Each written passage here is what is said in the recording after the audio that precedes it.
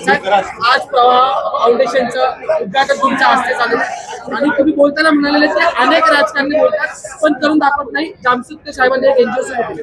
मला खरं तर हेच सांगायचं आहे की सोनमताई असतील किंवा मनोज जी असतील, आपण पाहिलं वर्ष जवळपास 3 दशकं त्या लोकांनी मतदारसंघात असेल किंवा इतर ठिकाणी देखील असेल लोकांची मदत केलेली आहे आणि त्याचमुळे सातत्याने जिंकून येतात. आज मितेश आणि मितेश या दोघांनी देखील हे फाउंडेशन प्रवाह फाउंडेशन सुरू केलेलं आहे. अनेक लोक, राजकीय लोक ही लोकांची मदत करत असतात, राजकारणाच्या माध्यमातून करत असतात, समाजसेवेच्या माध्यमातून करतात, पण त्याला एक रूप देण्याचं काम, त्याला एक चौकट देण्याचं काम असं हे दोघं करतात. मी शुभेच्छा द्यायला आलोय. साहेब, आज सुप्रीम कोर्टाची ती सुनावणी. अरे एक तरी पुढचा प्रश्न फाउंडेशनवर विचारा, डायरेक्ट तुम्ही भाषणातून देखील आपण म्हणाले आहात की आम्हाला शिकवण दिलेत की 80% समाजसेवा. नक्कीच. माझे आजोबा वंदनीय इंद्रजित सम्राट बाळासाहेब ठाकरे हे नेहमी सांगायचे की 80% समाजसेवा आणि 20% राजकारण. आज तेच इथे पाहायला मिळत आहे. साहेब, सुप्रीम कोर्टात सुनावणी सतत 4-5 तिसरा प्रश्न लगेच त्याच्यावर. आणि आज खरं तर महत्वाचा युक्तिवाद सिब्बल साहेबांनी केलेला आहे. जर चिन्ह आम्हाला देता येत नसेल तर चिन्ह गोठवण्याची मागणी जी ती करण्यात आली. नक्कीच. आपल्या सर्वांना माहिती आहे की कितीही मोठा कोण डाकू असला, चोर असला, डकैत असला तरी पक्षाचं चिन्ह आणि पक्षाचं नाव असं चोरून स्वतः जिंकण्याचा प्रयत्न करू शकत नाही. संविधान जे महामानव डॉक्टर बाबासाहेब आंबेडकरांनी आपलं दिलेलं आहे त्याच्यात देखील हे दिलेलं आहे स्पष्टपणे की जर कोणाला पक्ष सोडायचा असेल तर राजीनामा देऊन ते पक्ष सोडू शकतात, पण पक्षाचं चोरी म्हणजे तुम्ही त्याचे मालक बनू शकत नाही, तुम्ही पक्ष प्रमुख बनू शकत नाही. आज आमचा युक्तिवाद झालेला आहे. गेले 2 आठवडे आपण पाहतोय कपिल सिब्बल साहेब असतील किंवा आमचे देवदत्त कामत साहेब असतील, हा युक्तिवाद करत असताना जे कोणी आर्ग्युमेंट्स पाहत आहेत, जे काही युक्तिवाद पाहत आहेत, आपल्याला देखील माहिती आहे की आपल्या देशामध्ये, आपल्या राजकारणामध्ये आपली जी काही पद्धत आहे त्याच्यात कुठेही संविधान आपल्याला सूट चोरी करण्यासाठी देत नाही आणि म्हणून चोरलेलं चिन्ह हे त्यांच्या हातातून जावं, चोरलेलं नाव देखील त्यांच्याकडे राहू नये ही आमची प्रार्थना आहे. आम्हाला न्याय मिळेल ही अपेक्षा आहे, कारण एकतर एकच जस्टिस, मला वाटतं जस्टिस साहेबांनी सांगितलेलं आहे की justice delayed is justice destroyed. मला वाटतं ते देखील आपल्याला पाहायला मिळते. 2 निवडणुका होऊन गेल्या, लोकसभेची झाली, विधानसभेची झाली, महानगरपालिकेची झाली. आता अपेक्षा हीच आहे की वेळेत न्याय मिळेल. नाहीतर आपण पाहतोय जे काही वाट लागत चाललेली आहे कशाची, तर कायद्याची, ती होऊ नये ही आमची अपेक्षा आहे. पण यावरच मंत्री योगेश कदम म्हणतात की जे चिन्ह आहे ते आम्हालाच मिळणार आहे. ते कोणाच्या सावलीतून उभे राहून बोलतात ते त्यांना विचारा. आणि भाजपच्या नेत्यांकडून असं म्हटलं जाते की निकाल हा शिंदेच्या बाजूने लागला. बघा, भाजप कुठच्या बाजूने निकाल देऊ शकतो, काय द्यायला पाहिजे, ही खरोखर भाजपचा अधिकार आहे का? हा कोर्टाचा अपमान नाहीये का? कोर्टावर प्रेशर टाकण्याचा प्रयत्न नाहीये का? आणि मध्यंतरीच्या काळात पण जे प्रधानमंत्री महोदय त्या 6 गद्दारांना भेटून बोलले की मी तुमच्या सोबत आहे, हा देखील मला वाटतं कोर्टाचा अपमान आहे. कारण कोर्टात एखादी न्याय प्रक्रिया चालू असताना, कोर्टात एखाद्या याच्यावर आर्ग्युमेंट चालू असताना असा राजकीय दबाव टाकणं हे किती योग्य? आणि जग पण बघतंय की आपल्या देशात लोकशाही संपलेली आहे. कोर्टाच्या ह्या निकालाने फायनल होईल की लोकशाही जागृत आहे की संपलेली आहे. सोशल मीडियासाठी मुंबई मेयर 25 लाखाचा सोशल मीडिया अकाउंट करण्यासाठी पेपर आता सध्या बाहेर आलेला आहे. जसं त्यांचे काल आम्ही एक व्हिडिओ अजून पाहिला. मुंबईच्या महापौर मुंबईच्या नगरसेवकांवर आरडाओरडा करतायत, तिकटतायत, ओरडतायत आणि गप्प बसायला सांगतायत. हा मुंबईच्या लोकप्रतिनिधींचा, मुंबईकरांचा अपमान आहे. मुंबईच्या महापौरांच्या खुर्चीचा अपमान जो रितू तावडे मॅडमनी केलेला आहे. आणि आपण पाहतोय पहिलं गाडी नवीन पाहिजे, मग त्याच्यावर लाल दिवा आणि सायरन पाहिजे, त्यानंतर बंगल्यावर 5 कोटीचा खर्च जो आम्ही विरोध केल्यानंतर त्यांना मागे जायला लागलं. मग टॅब्सवर खर्च, म्हणजे लहान मुलांच्या शाळेमध्ये अजून टॅब्स गेले नाहीत, युनिफॉर्म गेले नाहीत, पण स्वतःला टॅब पाहिजे. आणि आता आपण पाहतोय तेच नाही तर सोशल मीडिया स्वतःचा अकाउंट हँडल करायला 25 लाखाचा खर्च. तुम्ही मुंबई महानगरपालिकेचा मीडिया अकाउंट असेल समजू शकतो, पण 25 लाख जे काही आहे ह्याच्यात काय काय येणार नेमकं तुमचं हे देखील आम्हाला सांगा. आणि मग महापौरांचं होतं तर विरोधी पक्ष नेत्याचं का नाही होत? जर महापौरांचं होतं मग इतर गटनेत्यांचं का नाही होत? महापौरांचं होतं मग सगळ्या नगरसेवकांचं का नाही होत? हे देखील महापौरांनी उत्तर द्यावं. या सगळ्यांबाबत महापौरांना विचारणा केली असता महापौर म्हणतात की हे सगळं मुद्दामून केलं जातं आणि जनसंपर्क अधिकारी तानाजी कांबळे यांच्यावर त्यांनी हा सगळा. काय झालंय, हास्यास्पद गोष्ट ही आहे की मी पहिल्यापासून सांगत आलेलो आहे की भाजप आणि सरकार चालणं याचा काडी मात्र संबंध नाही. भाजप आणि गुड गव्हर्नन्स याचा काडी मात्र संबंध नाहीये. आपण केंद्र सरकार बघा, राज्य सरकार बघा किंवा कुठची महानगरपालिका बघा, या देशातलं मला एक उदाहरण द्या गेल्या 12 वर्षात स्मार्ट सिटी म्हणून कुठली तरी शहर एक स्मार्ट झालंय का? एक उदाहरण द्या की ज्या सत्तेत भाजप आहे, ज्या शहरात भाजप सत्तेत आहे ते शहर सुधारलंय. परवाकडे पुण्यात जाऊन आलो मी, भयानक परिस्थिती आहे. तसंच आपण पाहिलं तर मुंबईत असेल, नाशिक असेल, जे नाशिक दत्तक घेतलं होतं मुख्यमंत्र्यांनी, तिथे देखील खड्ड्यांचं साम्राज्य आहे. काल परवाकडे राऊत साहेबांनी जो मोर्चा काढला केवढा मोठा प्रतिसाद मिळाला. आणि म्हणून प्रत्येक वेळी महापौर प्रशासनावर ढकलतात. प्रशासकीय अधिकारी जर तुमचं ऐकत नसतील तर एक तर तुम्ही तरी राजीनामा दिला पाहिजे, तर त्या अधिकाऱ्यांची हकालपट्टी झाली पाहिजे.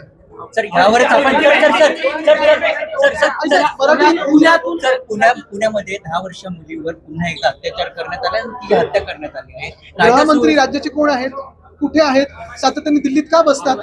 गृहमंत्री जे आहेत राज्याचे ते स्वतः मुख्यमंत्री आहेत आणि मुख्यमंत्री एक एक जमिनीचे भूखंड घेऊन स्वतःच्या मित्रांच्या खिशात टाकण्यात व्यस्त आहेत. 16 एकरचा भूखंड गिळायला निघालेले मुख्यमंत्री भाजपच्या MLCच्या घशात टाकायला निघालेले. नेव्हिल डिसूचा फुटबॉल टर्फ मुख्यमंत्री गिळायला निघालेले, भाजपच्या कॉन्ट्रॅक्टरच्या हातात द्यायला निघालेले. मुलुंडमध्ये काय स्पोर्ट्स कॉम्प्लेक्सचा भूखंड घेऊन पेट्रोल पंपला द्यायला निघाले. सगळीकडे दलालांचा जो कारभार आहे तो मुख्यमंत्री कार्यालयात सर्वात जास्त दिसायला दिसतोय. हे दुर्दैव आहे. आणि प्रधानमंत्र्यांचं या मुख्यमंत्र्यांच्या कारभारावर आणि मुख्यमंत्र्यांच्या कार्यालयावर जिथे दलाल बसतात तिथे लक्ष आहे की नाही आता प्रश्न पडायला बेस्टच्या लागला. आगारांचा PPE मॉडेलवर जे ते 22 आगारांचा विकास केला जाणार आणि याबाबतची विशेष सभा काल चालली. तब्बल 11 तासाच्या चर्चेनंतर ह्याला मंजुरी मिळाली. मुंबईत जे खड्डे दिसत आहेत, मुंबईत आपण पाहतोय मेट्रोची स्लॅब पडते, मुंबईत जे फ्लायओव्हरची जी काही आपण दुर्दशा पाहतोय याच्यासाठी मुंबई महानगरपालिकेच्या महापौरांना किंवा त्यांच्या समितीच्या अध्यक्षांकडे वेळ नाहीये. आम्ही सातत्याने म्हणजे मागच्या आठवड्यात पण धारावीच्या एका शाळेत गेलो होतो. अजून विद्यार्थ्यांना 100% गणवेश आले नाहीयेत, 27 वस्तू आल्या नाहीयेत, ह्याच्यासाठी वेळ नाहीये.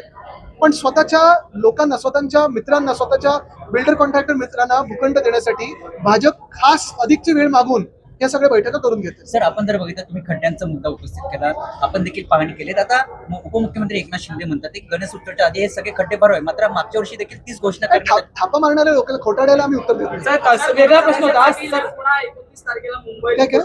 मनोज जरांगे पाटील पुन्हा 29 ऑगस्टला मुंबईत उपोषण करताना पाहायला मिळणार आहे. तर नेमकं आता मागच्या वेळेस तुम्ही पाठिंबा दिला होता, यावेळी नेमकं काय? मला वाटतं आपण एक पाहिलं असेल, मनोजींना किंवा समाजाला भाजप आणि मिंदेनी फसवले कसं हे आता स्पष्टपणे दिसायला लागले. निवडणूक आली की जवळ जातात, वापर करतात आणि नुसतं त्यांचं नाही तर प्रत्येक समाजाचा वापर कसा करतात, प्रत्येक धर्माचा वापर कसा करतात हे आपण पाहतोय.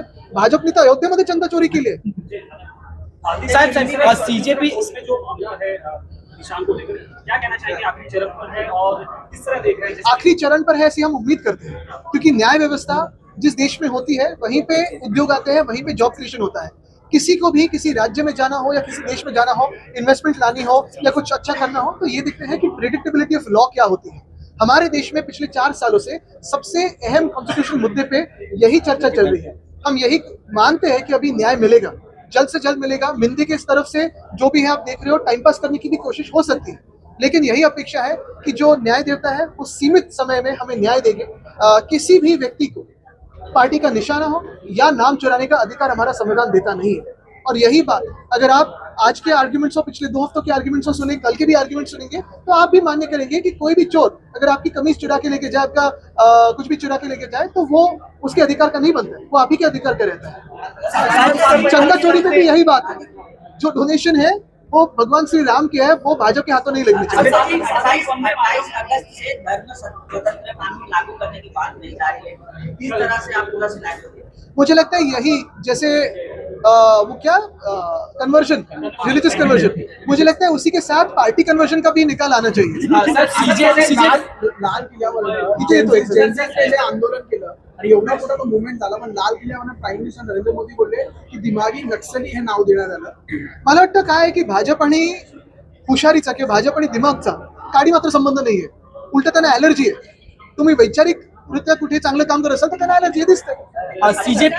अरे तुम्ही प्रश्न विवाद चला, आपकी पार्टी का क्या स्टैंड है? बिल्कुल हमारा पार्टी का स्टैंड क्लियर है कि वंदे मातरम का जब बिल आ रहा था तब प्रधानमंत्री और गृह मंत्री उस हाउस में नहीं थे.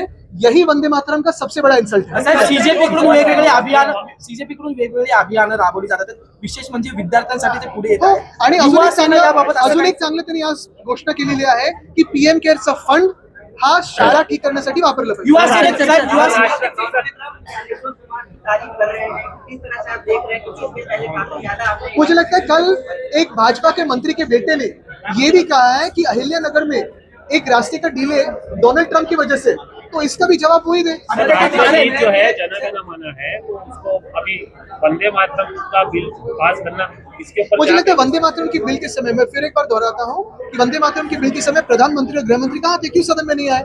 यही वंदे मातरम का अपमान है. जिस तरीके से आज मेरे ने कहा कि याद रखिए तमाम पेपरों को जो है ऐड किया जाता है, जिस तरीके से सामना को 16% रेट जाता है, ये भी बंद हो जाना चाहिए। इसके ऊपर तो इसके बाद गोदी मीडिया को कितना मिलता है भाजपा से, ये भी हम निकालेंगे। सर एकनाथ बंद कीजिए ना सामना का, लेकिन मोदी मीडिया को भी बंद कीजिए। और यही मैं बात कहना चाहता हूँ कि ये जो सिलेक्टिव खर्चा कर रहे हैं भाजपा वाले, ये स्कैम है, स्कैम, ये करप्शन है।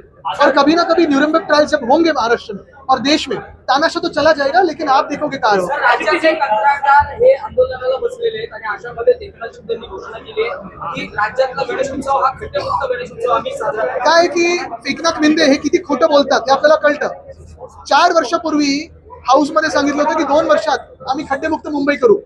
कॉन्ट्रॅक्टर्स जे त्यांचे लाडके कॉन्ट्रॅक्टर्स आहेत त्यांचे खिशांचे खड्डे भरले, बाकीचं काय।